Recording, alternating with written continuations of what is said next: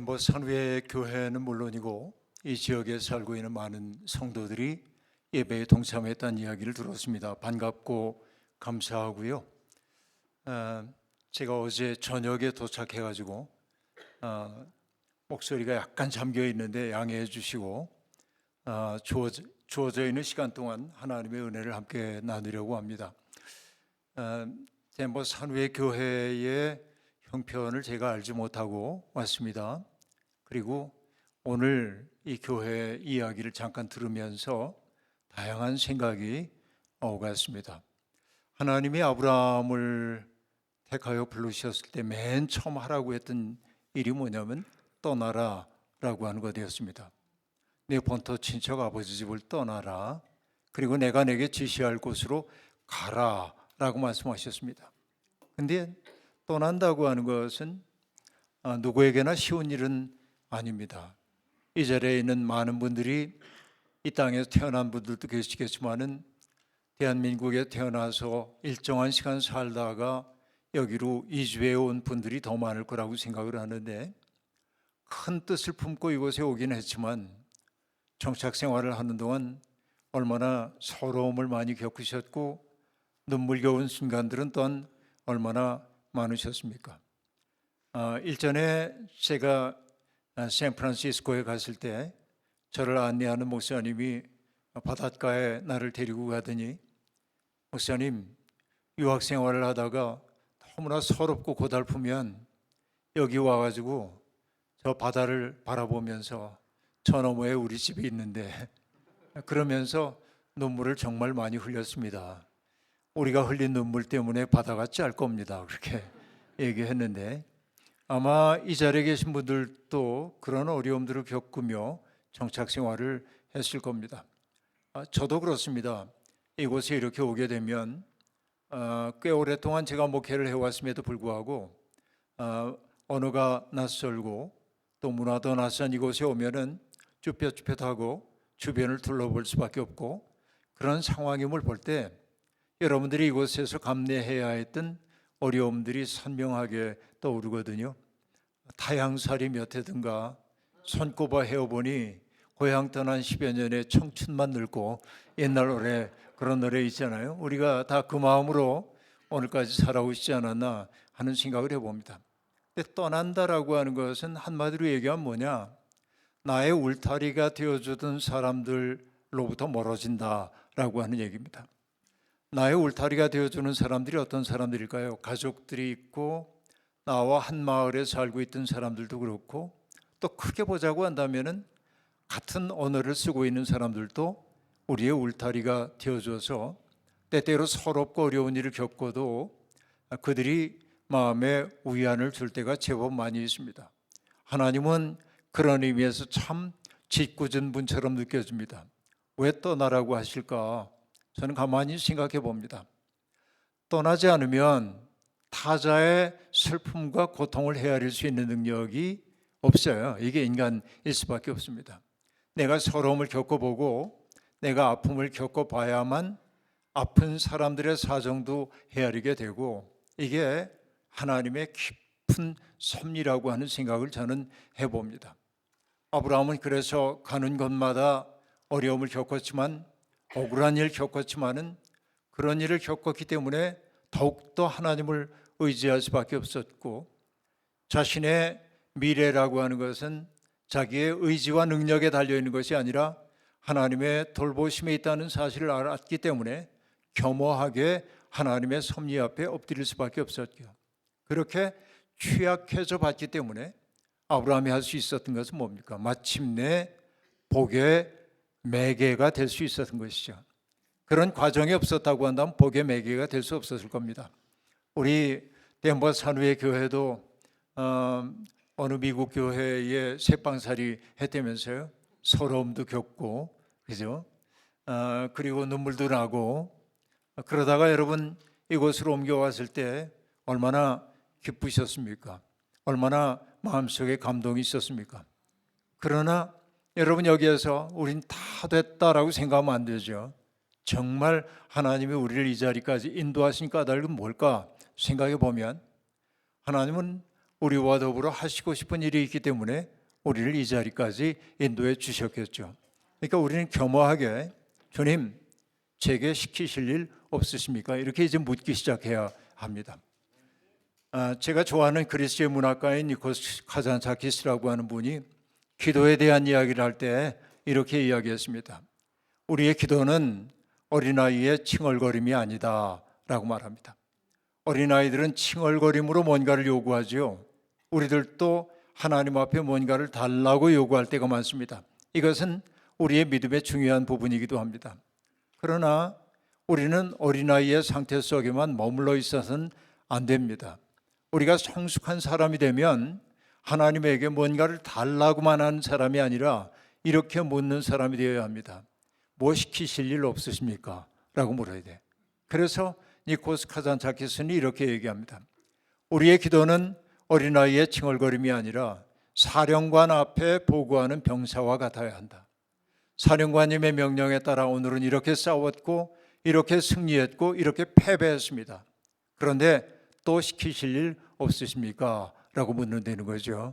그러니까 이 교회가 그런 시련의 과정을 통해 오늘까지 왔다고 한다면 이제 점점 여러분의 내면의 상처들이 치유되고 힘이 생기게 되면 그 다음부터 해야 할 일은 무엇입니까?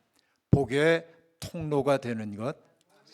이 교회가 이 교회로 말미암아 덴버 지역에 있는 한인 커뮤니티는 물론이고 많은 사람들에게 빛이 될 수 있기를 저는 간절히 소망합니다. 제가 무심결에 지금 커뮤니티란 말을 했는데요.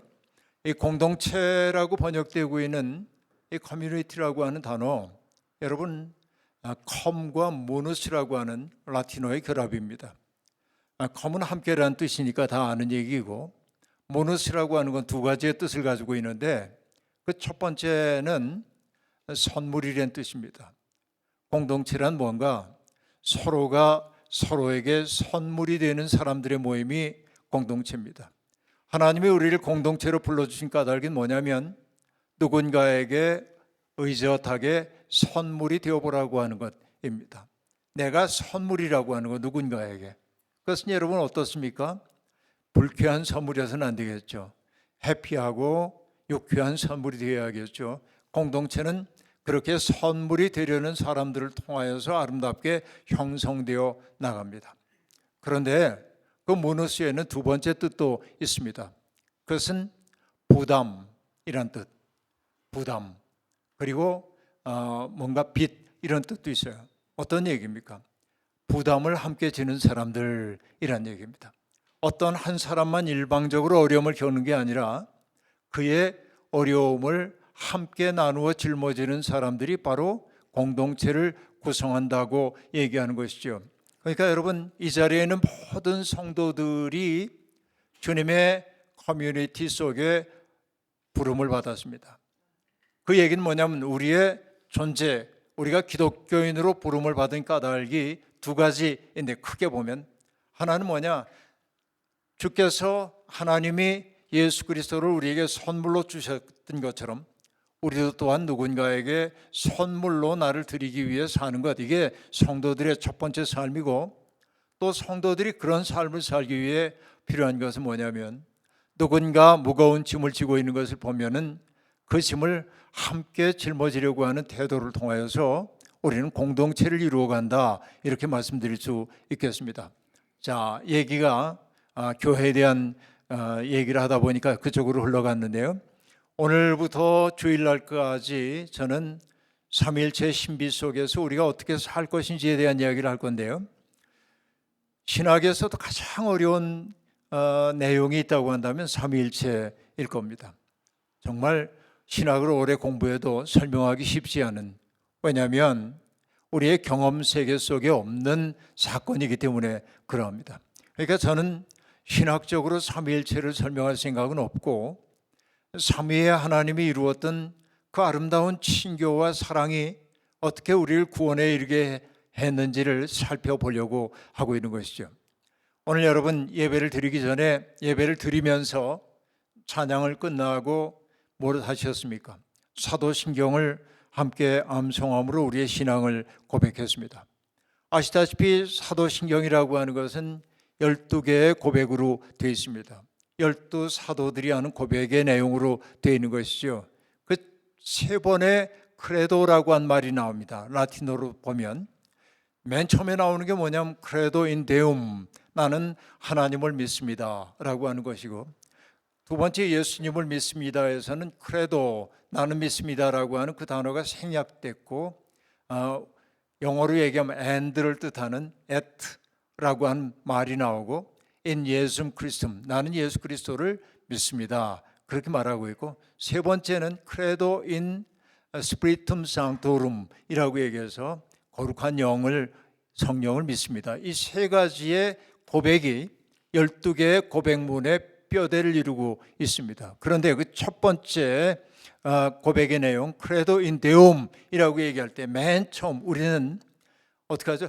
전능하사 천지를 만드신 하나님 아버지를 내가 믿사오며, 이거 여러분 원문에 정반대로 번역이 되어 있는데 우리말 어순이 다르기 때문인데, 그런데 라틴어 원문은 크레도, 믿습니다, 누구를? 인데움, 하나님을, 그렇게 말합니다. 그리고 그 하나님을 얘기할 때 맨 처음에 나오는 게 뭐냐면 파트렘이라고 얘기해요. 아버지. 이게 첫 번째입니다. 나는 아버지이신 하나님을 믿습니다. 그 다음에 이렇게 얘기합니다. 옴니포텐템이라고 말하는데 전능하신 분이라고 말합니다. 그 다음에 크레아토룸 카일리 에트테라라고 말하는데 뭐냐면 하늘과 땅의 창조자, 그렇게 말합니다. 우리가 하나님을 이해하기 위해 가장 중요한 것은 우리가 믿는 하나님이 어떠한 분인지에 대한 이야기를 하는 건데, 그 하나님을 사도신경은 맨 처음 뭐라고 고백했냐면 우리의 아버지이신이라고 말합니다.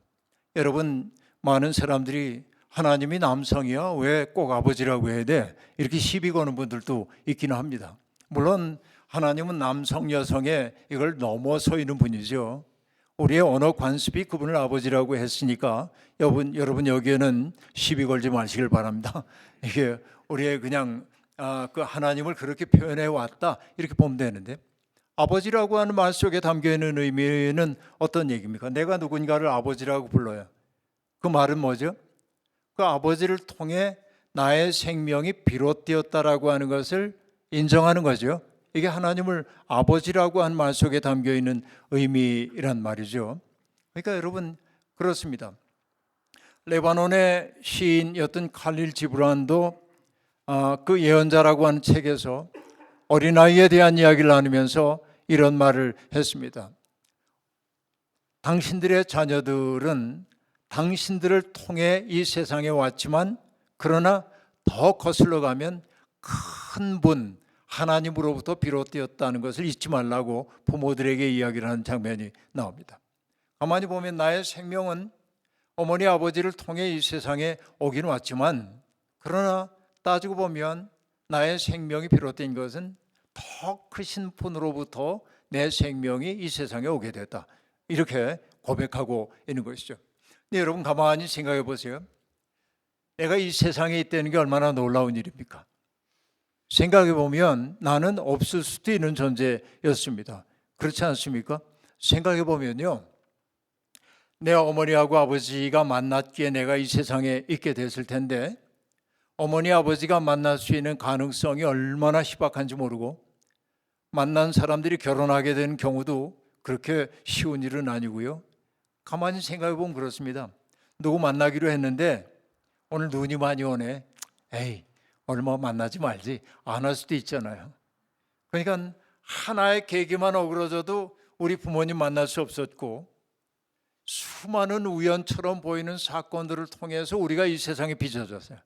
그래서 저는 우리 한 사람 한 사람을 누구라고 얘기하냐면 기적이다. 이건 우주적 기적이에요. 내가 이 세상에 있다는 것은 없을 수도 있는 사람들이었거든요. 근데 내가 이 세상에 없지 않고 있다고 하는 것은 얼마나 놀라운가라고 하는 것입니다. 그런데 내가 나의 생명의 주인이 아니에요. 내가 원해서 이 세상에 오지 않았어요. 그렇기 때문에 우리는 뭐라고 얘기하냐면 내 생명은 하나님으로부터 주어졌다, 이렇게 얘기하고 있는 거죠. 바로 그것이 아버지라고 하는 말 속에 담겨 있는 의미입니다. 그러니까 하나님, 내가 당신을 아버지로 불러요. 이것도 중요하지만 아버지라고 하는 말을 통해서 거슬러 올라가 보면 나라고 하는 존재가 이 세상에 존재하기까지 얼마나 많은 우연처럼 보이는 사건들이 나를 만들어내는가. 그러니까 나는 기적이에요. 그러니까 여러분 스스로를 하찮게 여기면 안 돼.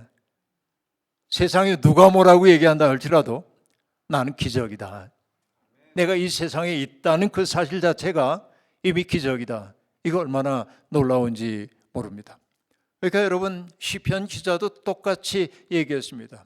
그는 두 가지를 놀란다고 얘기를 했는데 내가 있다는 놀라움이 첫 번째고 두 번째는 주께서 하신 일에 대한 놀라움이 있습니다. 이게 내가 이 세상에 없지 않고 있다는 사실은 놀랍고 나의 인생을 통해 주께서 하셨던 그 일을 생각해 보니까 너무나 감사하고 그런 거예요. 여러분 저는 2년 전에 은퇴한 목사이긴 합니다만 제가 정직하게 고백하면 목회할 때보다 목회 현장을 떠난 이후에 하나님의 은혜가 얼마나 컸던가를 뒤늦게 알기 시작합니다. 이제서 철드는 것 같아요. 여러분 이게 괜히 해보는 얘기가 아니고 정말 그러한데요.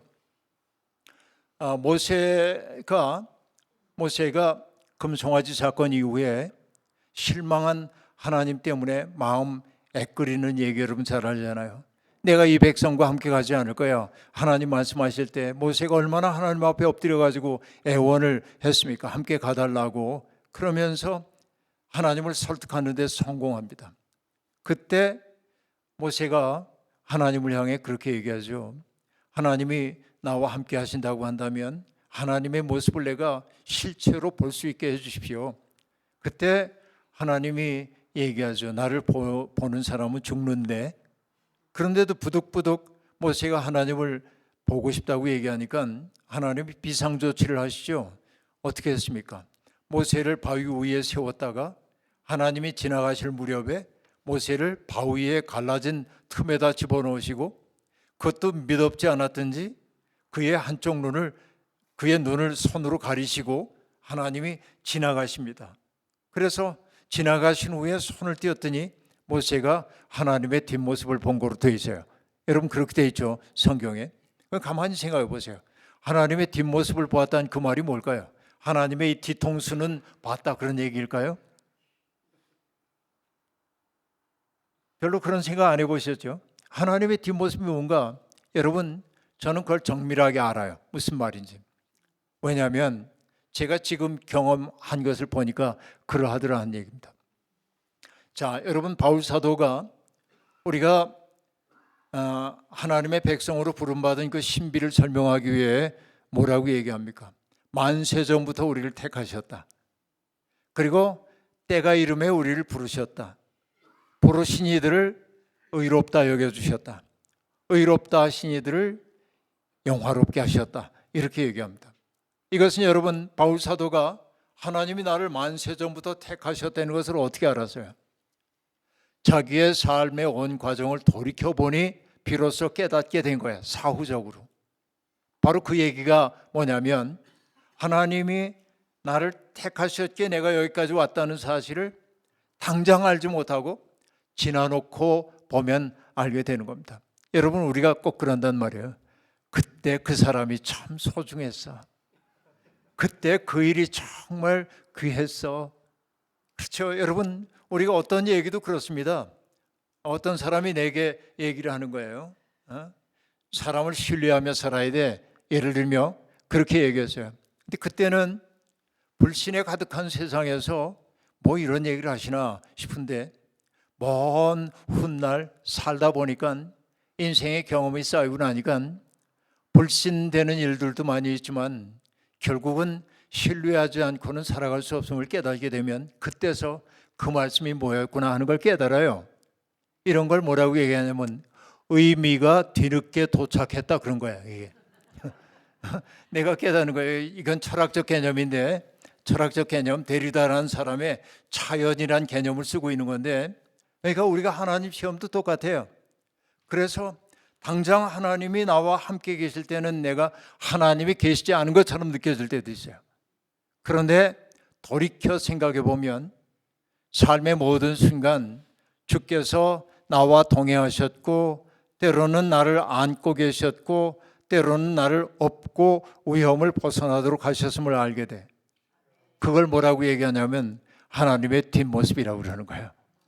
우리가 하나님의 뒷모습을 본다는 건 그런 거예요. 그래서 어떤 목사님이 얘기했습니다. 쓴 책의 제목입니다. 이렇게 썼어요. 돌아보니 발자국마다 은총이었네 라고 말합니다. 그렇죠? 내 인생 허위허위 여기까지 오기 얼마나 힘들었는지 모릅니다. 하나님 원망스러울 때도 있었습니다. 그러나 가만히 뒤를 돌아보니 순간순간마다 하나님의 은혜가 나를 지키고 있었음을 뒤늦게 아는 거죠. 여러분, 제가 좋아하는 아이들이 보는 동화 하나 있는데 할아버지의 천사라고 하는 동화인데 병상에 누워있는 할아버지가 자기의 삶을 돌아보며 손자에게 자기 삶의 이야기를 하는 거예요. 인생 사는 동안 정말 많은 어려움들이 있었는데 그때마다 그 어려움으로부터 벗어났던 것은 나를 지켜주는 천사가 있었기 때문이야 라고 말하는 대목인데 따지고 보면 우리의 삶도 그런 일의 연속이어서 여기에 있는 겁니다. 세상에서 벌어지는 그 수많은 사건 사고에 내가 휘말리지 않고 오늘까지 왔다고 하는 것은 나의 선택도 의지도 아니에요. 그렇죠? 이 모든 것들이 뭐예요? 지켜주시는 분 덕분이에요. 그러니까 이게 뭐냐면 하나님의 뒷모습이란 말이죠. 우린 그런 하나님을 알고 있어요. 그분을 우린 누구라고 하냐면 아버지라고 하는 거예요. 친밀하게. 나의 삶은 하나님으로부터 비롯되었다. 그러니까 여러분 내 삶이 얼마나 소중한지 우리가 잊지 말아야 할 겁니다. 그 다음에 하나님을 뭐라고 얘기했어요? 전능하다라고 얘기했어요. 여러분 전능하면 좋겠죠? 여러분 능력이 있으면 좋잖아요. 저도 가끔 헛된 꿈을 꿀 때가 있습니다. 죄송합니다.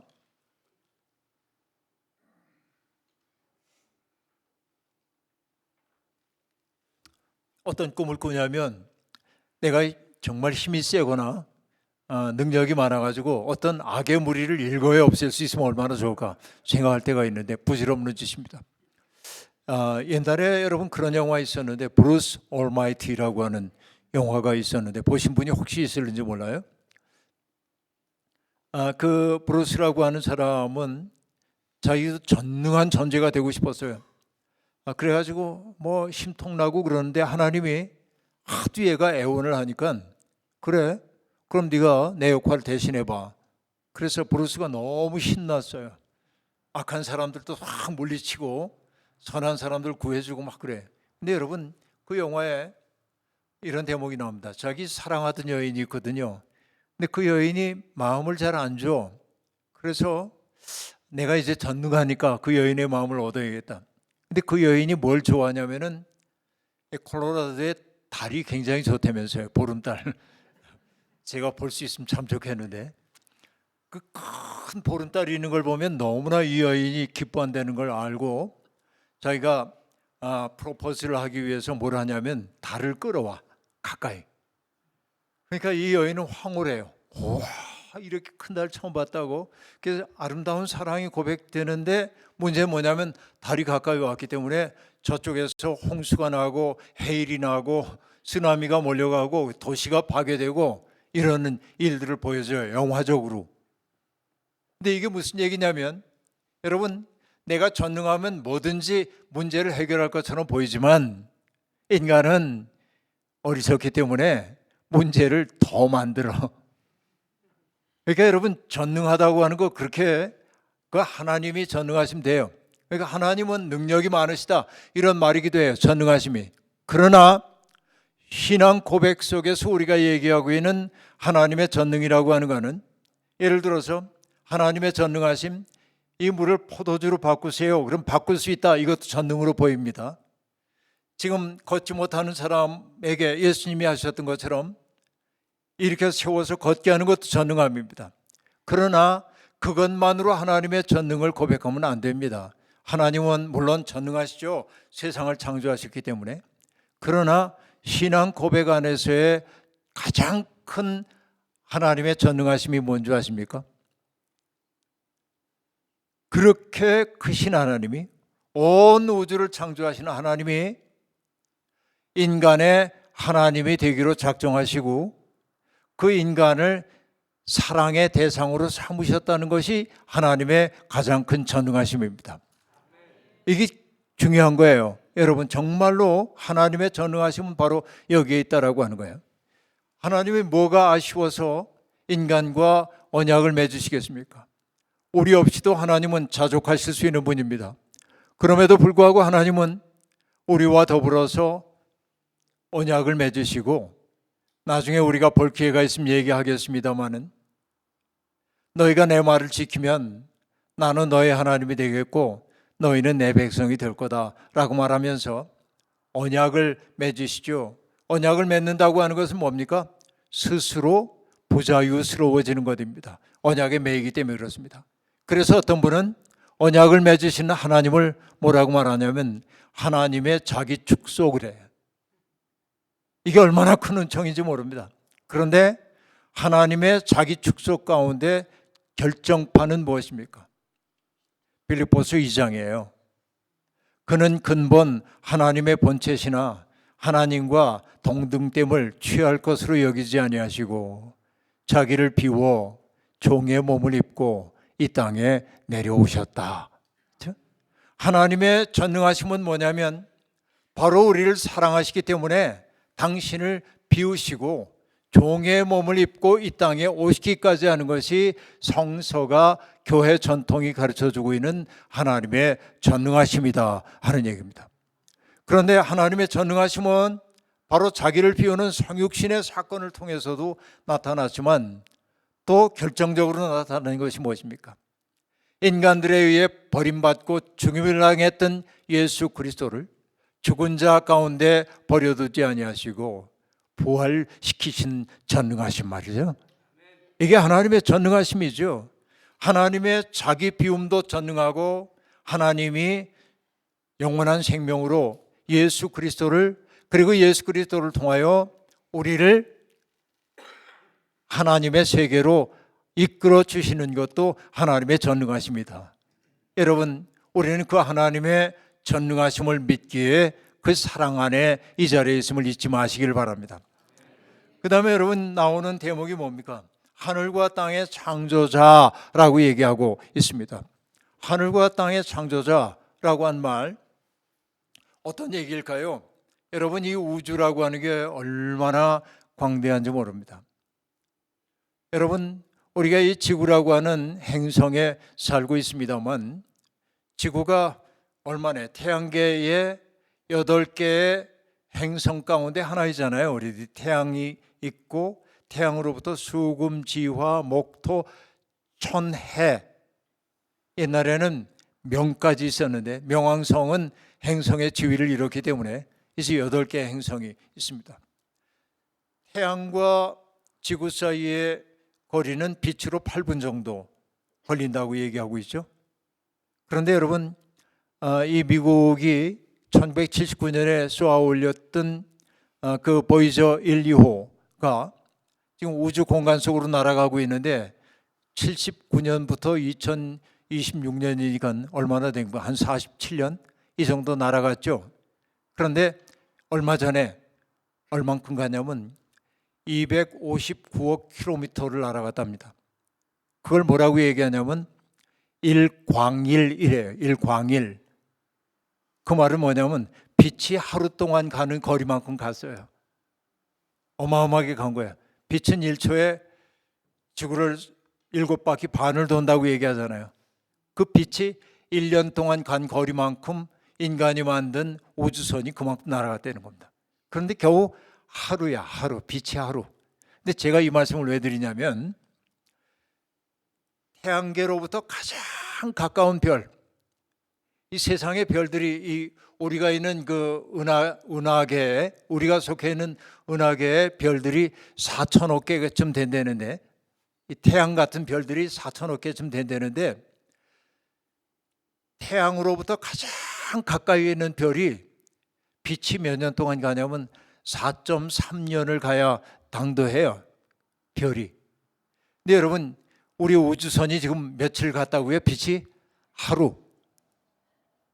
그런데 빛이 4.3년 정도 가야 별 하나가 있어요. 그런데 그 별이 우리 은하계에 몇 개쯤 된 4천억 개쯤 된대. 그런데 우리 은하계 같은 은하가 세상에 또 수천억 개가 있대. 그런데 우리의 은하계 중심으로부터, 우리 은하계로부터 가장 가까운 은하계, 여러분도 이름을 알고 있는데 그 은하계 이름을, 그게 뭐냐면 안드로메다입니다. 어떤 사람이 엉뚱한 소리하면 얘가 안드로메다에서 왔나 그러잖아요. 올 수가 없어요. 올 수가 없어요. 왜냐하면 우리 은하계 중심에서부터 안드로메다, 금방도 얘기했어요. 가장 가깝다고 얘기했어요. 이 안드로메다의 중심까지의 거리는 얼마나 걸리냐면 빛으로 250만 년을 가야 합니다. 그러니까 여러분, 이 우주가 인간이 상상할 수 없을 정도의 크기인 걸 알 수 있어요. 그런데 여러분, 인간의 과학적 지식이 아직까지 밝혀낸 바에 따르면 세상에 아니라 온 우주 가운데 어떤 생명의 흔적도 아직은 발견한 적이 없어요. 아직은. 나중에는 어떤지 모르지만. 그렇다고 한다면 여러분, 우리가 살고 있는 이 지구라고 하는 조그만 행성은 기적 중의 기적이에요. 저는 이 사실을 생각해 보면 정말 그 천문학에 대한 공부를 조금 해가면서 제가 놀라는 게, 그냥 봄이 되면 풀꽃 하나가 피어나는 것, 대지를 뚫고 싹이 이렇게 올라오는 모습, 여러분, 흙이 두텁게 덮여 있었는데 싹 하나가 움터나오면 얼마나 예쁩니까? 어떤 싹들은 머리 위에다가 흙을 이고 있기도 하죠. 대지가 이렇게 있는데 싹이 이렇게 뚫고 나와가지고 폭 뚫린 그 모습이 뭐냐, 작을 소자야. 작을 소는 바로 그렇게 만든 거예요. 그 작은 거예요. 작을 소자가 이렇게 싹이 움터나온 겁니다. 그런데 여러분, 그런 생명의 기적을 인간이 가지고 있는 온갖 과학기술을 동원해서 다 지금 탐사를 하고 있지만 어디에서도 본 적이 없어요. 그럼 여러분, 어떤 얘기입니까? 우리는 기적들 사이를 걷고 있단 말이죠. 오늘 낮에도 장로님 댁에서 식사를 대접해 주셔서 가서 장로님 댁 바로 뒤편에 있는 세메트리에 가서 눈 덮인 묘지를 좀 걸었어요. 나무 그 숲이가 얼마나 예쁜지 제가 쳐다봤더니 목사님이 이런 걸 좋아하시는군요, 그렇게. 근데 장로님도 여기 수업 다녔지만 그냥 눈여겨보지 않았다는 거예요. 근데 저한테는 신비해요, 모든 게 다. 왜? 이 광대한 우주 가운데 생명이 있는 곳이 이것밖에 없다는 사실을 알게 되니까 물이 흐르는 걸 봐도 유심히 그냥 보통으로 안 보여요. 난 늘 뭐라고 얘기하냐면 내가 기적 속에 지금 있는 거구나. 근데 인간이 어떠냐면 기적들 사이를 안 못 보는 사람처럼 지나쳐 갑니다.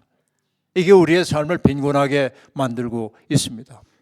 근데 저는 여러분 과학자나 창조론자, 진화론자 싸우고 그럽니다만은 저는 여기에 대해서 그건 무의미한 얘기라고 생각하고, 하나님이 하늘과 땅을 창조하셨다는 말의 의미는 뭐냐면 세상에 존재하는 모든 것들이 하나님의 숨결을 품고 있다고 저는 받아들여요. 이게 그 창조 신앙의 핵심이라고 생각을 하는 거예요. 하나님 그런 분이에요. 그럼 여러분, 여기에는 풀꽃 하나도 하나님의 숨결이 깃들여 있어요. 공중에 나는 새에도 하나님의 숨결이 깃들여 있어요. 그래서 예수님도 사람들에게 무엇을 먹을까 마실까 입을까 염려하는 사람들에게 뭐라고 말씀하십니까? 너무 거기에 골똘에 사로잡혀 살지 마. 음식 문제가 중요하지 않단 말이 아니고 그 문제가 인생의 전부인 것처럼 그렇게 골똘해 살다 보면 내 인생이 얼마나 기적인지를 잊고 살게 마련이야. 주님은 그렇게 말하는 거예요. 그러니까 저기 들에 핀 꽃을 봐라. 그렇죠? 아무것도 길쌈도 하지 않았는데 솔로몬이 입은 의복보다 더 아름답지 않냐? 그렇죠?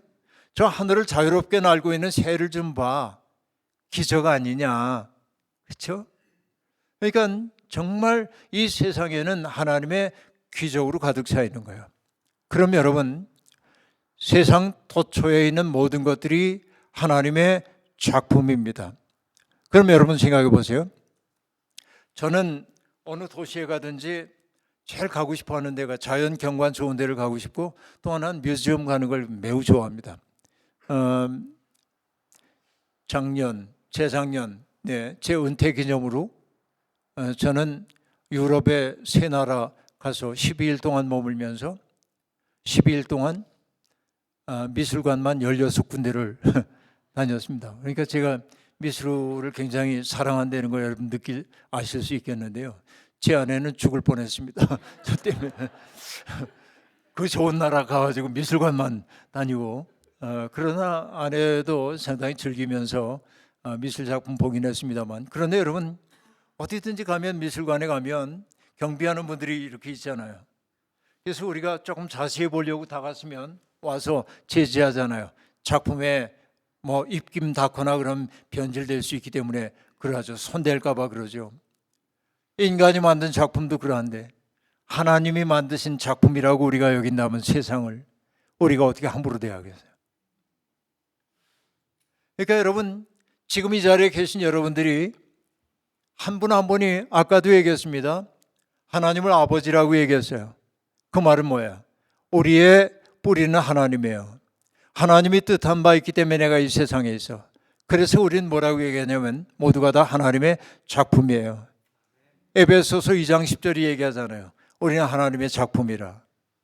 근데 이 말이 헬라어로는 우리는 하나님의 포에마다라고 말하는데, 포에마는 헬라어이지만 비슷한 용어가 있죠. 포엠, 시입니다. 우리는 하나님의 시라는 거예요. 얼마나 멋집니까? 하나님의 작품이라는 거예요. 그러니까 여러분, 우리가 대하는 모든 사람들이 하나님의 작품이라고 한다면 함부로 대할 수 있습니까? 없습니까? 함부로 대할 수 없어요. 저는 그래서 하나님을 창조주로 믿는다고 하는 말 속에 담겨 있는 윤리적 태도가 있어야 돼. 그 말은 뭐냐? 아무도 함부로 대하지 않겠다. 저 사람이 내 마음에 맞지 않을 수도 있어요. 때때로 나를 아프게 하기도 해요. 속상해요. 미운 생각이 들기도 해요. 그러나 우리가 마음속에 품어야 하는 것은 무엇입니까? 그도 하나님이 만드셨다. 이걸 인정하면 그와 나의 관계가 달라져요. 물론 내 마음속에 상처가 너무 커서 그 사람을 도저히 볼 수 없는 사람도 있어요. 당분간은 그 마음속에 머물러도 나쁘지 않아요. 그러나 궁극적으로는 그 마음으로부터 해방되는 게 내가 행복해지는 일이기도 해요. 그러니까 여러분, 나도 하나님의 작품인 것처럼 내 곁에 있는 사람들도 하나님의 작품이라고 생각할 때 그를 내가 함부로 대할 수가 없잖아요. 이게 하나님을 창조주로 믿는다는 말 속에 담겨있는 깊은 실존적 의미란 말이죠. 그러니까 나는 아무도 함부로 대하지 않겠다. 아무도 내가 함부로 착취하거나 억압하지 않겠다. 그래서 그 마음을 품은 사람들이 있는 곳에 뭐가 있는 겁니까? 샬롬이 있는 거예요. 우리가 하나님을 진심으로 믿는다고 한다면 우리 있는 곳에 평화가 있을 수밖에 없는 것이죠.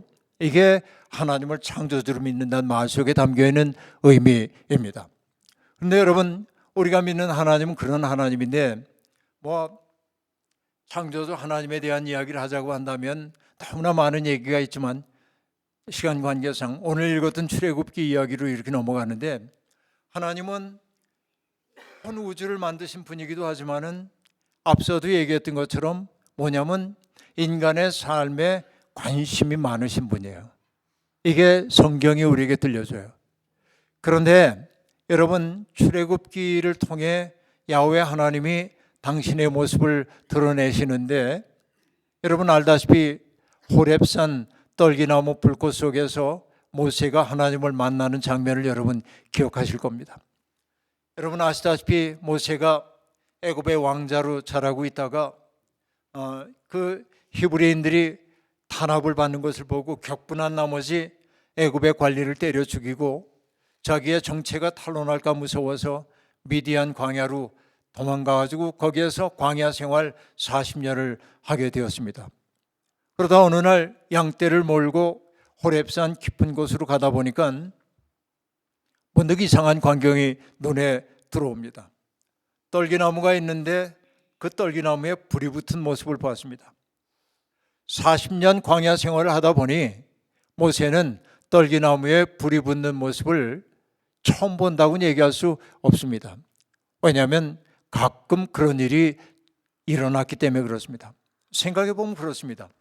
여러분, 광야라고 하는 데가 비가 많이 오지 않은 곳이니까 특별히 건기에는 나무가 물을 빨아들일 수 없기 때문에 바짝 마를 거고, 그리고 여러분, 뜨거운 태양이 내려 쪼이고 바람마저 불어가지고 나무들이 서로 이렇게 서걱서걱 하다 보면 자연 발화돼 가지고 불타는 일이 덜어 있었던 모양입니다. 그러니까 그 광야에서 목자 생활을 하고 있는 사람들은 떨기나무에 불이 붙은 모습을 자주는 아니라고 해도 생판 보지 못하는 경우는 거의 없을 거라고 볼 수 있겠는데, 모세도 무심코 그런 광경 보고 가다가 문득 이상한 생각이 들어서 돌아봤습니다. 이상했어요. 뭐가 이상했냐면, 떨기나무라고 하는 게 여러분 알다시피 나무라고 얘기하지만은 높게 올라가는 나무가 아니고 우리를 얘기하면 개나리 같은 관목에 불과합니다. 조금 이렇게 늘어지죠. 그러니까 이 떨기나무는 목재로 쓸 수도 없고, 그리고 나그네들에게 그늘 한 점 들여주지 못하는 아주 작은 나무에 불과합니다. 그런데 그렇다고 한다면은 우리가 옛날에 불 때 본 사람들은 알겠지만은 바짝 마른 나무는 불에 금방 타버리고 말죠. 재가 되어버리고 말죠. 모세가 이상하게 느꼈던 거는 금방 재가 되어야 할 떨기나무가 여전히 불타고 있는 거예요. 이상한 광경입니다. 그래서 모세가 다가갑니다. 매혹됐죠. 그리고 두렵기도 했습니다. 이게 종교 감정, 누미노제의 감정이라고 얘기하는데 매혹되기도 하고 두려움을 느끼기도 해요. 가까이 다가가자 떨기나무 속에서 소리가 들려옵니다. 모세야, 모세야, 내가 선 곳은 거룩한 곳이니 내 발에서 신을 벗어라 라고 얘기합니다. 여러분, 왜 도대체 신을 벗으라는 걸까요? 하나님 앞이니까 이렇게 당연하게 얘기하면 안 되고요. 네? 왜 신을 벗으라고 할까요? 제가 이 얘기 종종 하면 사람들이 그러게 놀래기도 하는데요.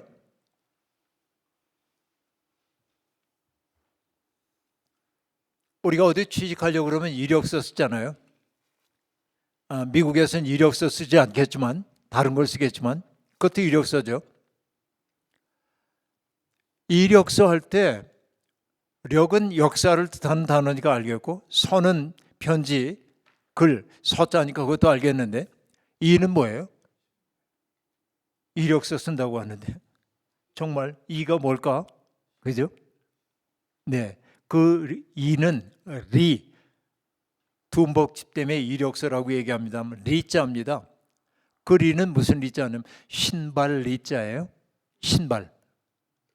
그러니까 이력서라고 하는 게 따지고 보면 어떤 의미냐면 내 신발이 걸어온 자체예요. 그러니까 여러분, 신발은 뭘 뜻하냐면 나의 정체성을 나타내, 내가 성취한 것들을 나타내. 이게 신발입니다. 그러니까 여러분, 하나님 앞에 설 때 모세에게 하나님이 벗으라고 한 건 뭐냐면 내가 애굽의 왕자였다고 하는 기억, 미디안 제사장의 사위라고 하는 기억들, 그리고 과거에 대한 씁쓸한 기억들, 너의 정체성을 구성하고 있는 그 모든 것들을 내려놓고 벌거벗은 인간으로 내 앞에 서라고 하는 명령이었다고 저는 그렇게 받아들입니다. 여러분, 유대인의 전설 가운데 흥미로운 전설 하나가 있는데요. 바벨론의 왕이었던 느부갓네살 왕이 하나님을 믿게 돼서 전능하신 하나님 앞에 예배를 드리려고 머리를 숙이고 있었습니다. 그때 갑자기 천사가 나타나서 느부갓네살 왕의 뒤통수를 탁 때리는 거예요. 그래서 불쾌한 마음에 돌아보면 왜 그러십니까? 천사가 대답을 안 해요. 근데 마음을 가다듬고 또 기도하려고 눈을 감았는데 또 때려요. 그 왜 그러십니까? 도대체 천사가 아무 말도 안 합니다. 세 번째 기도하려고 그러는데 또 때려요. 돌아봤더니 천사가 딱 한마디 해서 이렇게 얘기합니다. 너는 왕관을 쓴 채 하나님을 예배할 수 있다고 생각하느냐? 그런 얘기예요. 여러분, 왕관을 쓴 채 예배 드릴 수 없습니다. 우리가 정말 예배자라고 한다면 저 자리에 대통령이 들어와도 국회의원이 들어와도 특별한 자리를 내주며 여기 앉으십시오. 이건 예배가 아닙니다. 그렇죠? 우리가 하나님 앞에 있다고 하는 건 뭐예요? 그냥 하나님 앞에 있는 벌거벗은 존재로 그 앞에 서야 하는 거예요. 하나님은 모세에게 그걸 지금 요구한 거예요. 내 발에서 신을 벗으라. 엎드려요. 그리고 하나님이 당신의 심정을 얘기합니다. 나는 너와 더불어 꾸고 싶은 꿈이 있어. 모세는 주저주저합니다. 모세는 이렇게 변명하죠. 사람 잘못 보셨습니다. 저는 그런 일 감당할 만하지 않습니다. 그런데 하나님이 모세에게 시키려고 하던 일들은 무엇입니까? 나는 내 백성이 애굽에서 고통받는 걸 봤다는 거예요. 그러면서 뭐라고 말씀하시냐면 내 백성의 신음소리를 들었다. 내 백성이 얼마나 고통받는지를 보았다. 그들이 근심하는 것을 내가 알았다라고 얘기합니다. 저는 여러분 여기에서 감동합니다. 뭐 때문에 감동하냐면 이스라엘 사람들이 애굽에서 강제 노역에 시달리면서 그쵸, 낮 동안에 일하고 밤이 되면 삭신이 다 쑤시고 그래가지고서는 끙끙 앓았는데 하나님은 그들의 신음소리를 기도로 들으셨다는 거예요. 여러분, 우리가 아이들을 기르다 보면 아이들이 울잖아요. 애기들이. 그러면 엄마는 즉시 알아차립니다. 애 울음이 왜 우는지, 배가 고파 우는지, 외로워서 우는지, 아니면 기저귀 갈아달라고 우는지, 괜히 우는지 안단 말이에요. 근데 여러분 아이에게 가가지고 엄마는 이렇게 얘기 안 합니다. 야, 말을 똑바로 해야 내가 알아듣지. 내 의사를 분명히 얘기해. 안 그러잖아요. 애는 응애 하고 울어도 엄마는 다 알아듣잖아요. 무슨 말인지. 하나님도 그러신 거예요. 여러분, 우리가 기도를 유창하게 해야 하나님이 우리 기도 들으신다고 생각하는 사람들이 있지만 여러분 꼭 그런 거 아니에요. 유창한 기도가 빈 기도일 때도 아주 많이 있습니다.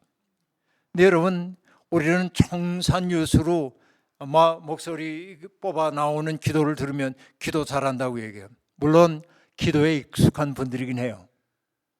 그러나 여러분, 그런 기도만이 잘하는 기도가 아니요. 우리 기도를 이용해 못 기도했는데 청년 시절에 저는 그 청년회 때 처음으로 교회를 갔거든요. 근데 청년회 헌신 예배 그런 걸 하면 그날 예배 드리고 헌금하면 그건 청년회가 사용하는 거예요. 헌금을. 그러니까 청년들이 무슨 작전을 쓰냐면 헌금 기도 누가 해야 헌금 많이 하실까? 이런 짓들을 했거든요. 그러면 제가 나갔던 교회에서는 헌금 기도를 은혜롭게 할 분은 한 분밖에 없었어. 고아로 살았던 누나. 왜냐하면 그 누나는 기도했다면 울먹거리며 기도해서 사람들 다 울먹거리게 만들어. 얼마나 호소력이 있는지 모릅니다. 그럼 사람들이 헌금 많이 해. 근데 여러분, 하나님은 우리가 유창하게 똑똑하게 표현력 좋게 기도할 때 그 기도 훌륭한 기도다 안 그래? 뭐라고 얘기했습니까? 신음소리를 당신의 나라가 임하소서란 기도로 들으셨다는 거예요. 그리고 하나님은 어땠다고 얘기합니까? 우리들의 고통받는 모습을 보셨다는 거예요. 그리고 뭐냐, 마음의 근심함을 아셨다는 거예요. 그래서 모세에게 얘기합니다. 당신의 그 얘기는 하지 않지만 내가 그 때문에 마음 아파. 내 백성들이 저렇게 신음하는 것을 보니까 내 마음이 아파. 이게 뭐예요? 하나님의 아버지이기 때문에 그래. 하나님은 인간의 고통을 함께 아파하시는 분이에요. 그러니까 하나님은 그런 고통받는 백성들의 문제를 해결해 주고 싶으셨던 거예요. 그래서 모세에게 바로 내가 나의 은혜의 통로가 되어달라고 얘기를 합니다. 그런데 모세는 주저주저합니다. 아니, 제가 뭐라고 그런 일을 감당합니까? 저는 말도 잘하지 못합니다. 말 잘하는 내 형 아론이 있지 않냐? 너는 내가 시키는 일만 하면 돼. 모세는 어떻게든지 빼고 싶어요. 그래서 말합니다. 사람들이 제 말을 안 들을 텐데요. 누가 가라고 하면 될까요? 그러자 하나님이 말씀하십니다. 나는 내 조상의 하나님, 아브라함의 하나님, 이삭의 하나님, 야곱의 하나님이다 라고 얘기합니다. 여러분, 이게 평범한 말이 아닙니다. 아브라함의 하나님, 이삭의 하나님, 야곱의 하나님, 이 말이 뭘 의미할까요? 하나님은 신학적 개념으로 알려지는 분이 아니에요. 하나님의 존재 증명하기 위한 여러 시도들이 있었지만은 계속 그런 시도가 있다는 얘기 뭐냐면 누구도 흔쾌한 답을 주지 않기 때문에 그래요. 지금 제가 여기에서 뭐 아리스토텔레스는 어떻고요, 토마스 아퀴나스는 어떻고요, 파스칼은 어떻게 했고요, 이렇게 신존재를 증명하기 위한 다양한 얘기를 해도 여러분 아무도 감명 안 받아요.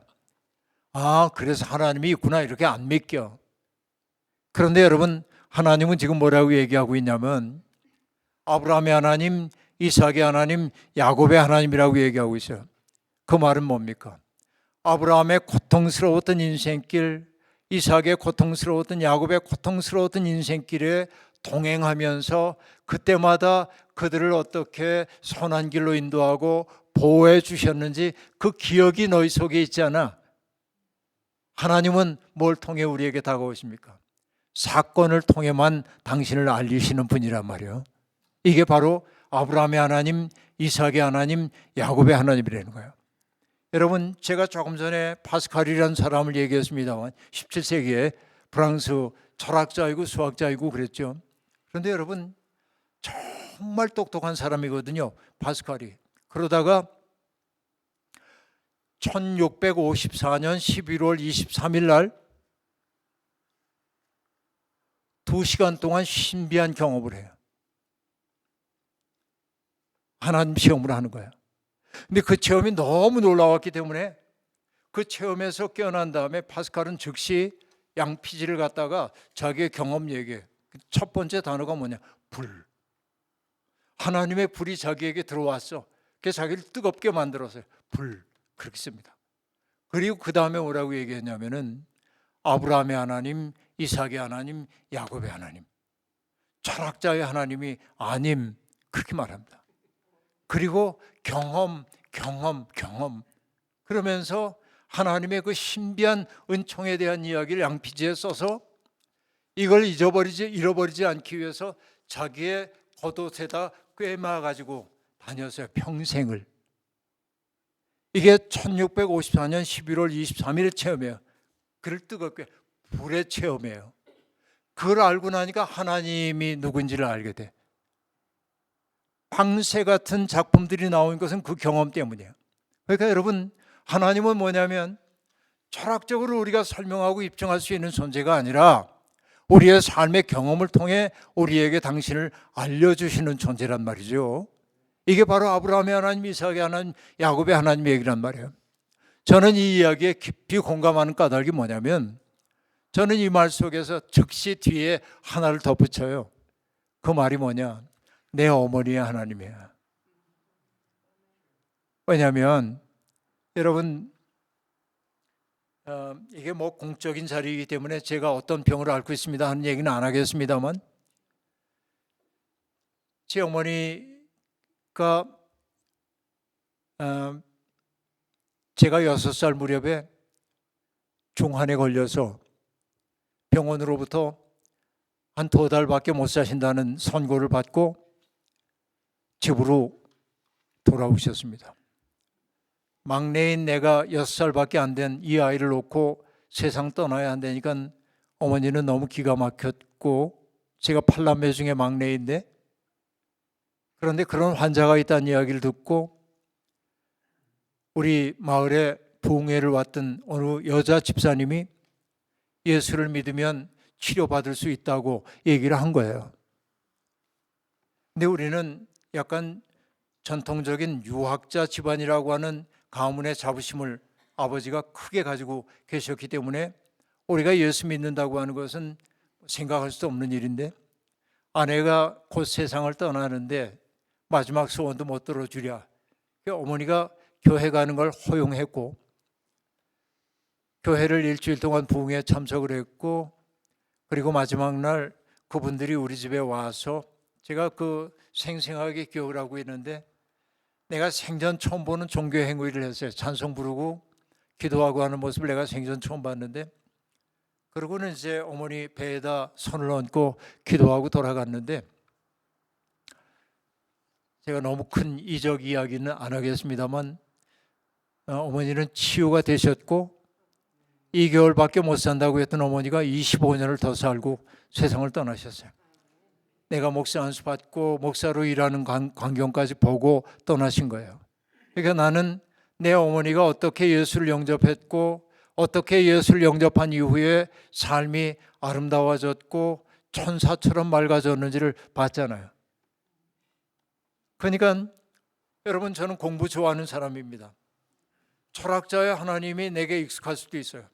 그러나 내 어머니 생각하면 아브라함의 하나님, 이삭의 하나님, 야곱의 하나님, 내 어머니의 하나님, 이러면 난 꼼짝 못하는 거야. 그 하나님, 그죠? 우리는 그런 우리의 삶 속에 역사하시는 하나님, 내 삶 속에 개입해 들어와서 나를 변화시키는 그 하나님을 믿고 살고 있단 말이죠. 이게 우리가 믿고 있는 하나님이란 말이죠. 근데 여러분, 하나님이 당신의 이름을 얘기할 때 하나님 당신의 이름이 뭡니까? 우리말로는 뭐라고 얘기합니까? 나는 스스로 있는 자 아니라, 이렇게 번역을 해놨어요. 그런데 그 말은 히브리어 성경이 라틴어로 번역되는 과정에서 번역어가 마땅치 않기 때문에 ontology를 얘기하는, 전제론을 얘기하는 on이라는 단어로 번역을 해서 스스로 있는 자라고 하는 이상한 번역이 됐어요. 그러나 에크예, 아쉐르 에크예라고 하는 히브리어 그 단어의 번역은 이렇게 번역해야 합니다. 나는 나이고자 하는 나다. 그러니까 여러분, 히브리어로 1인칭 미완료 시제입니다.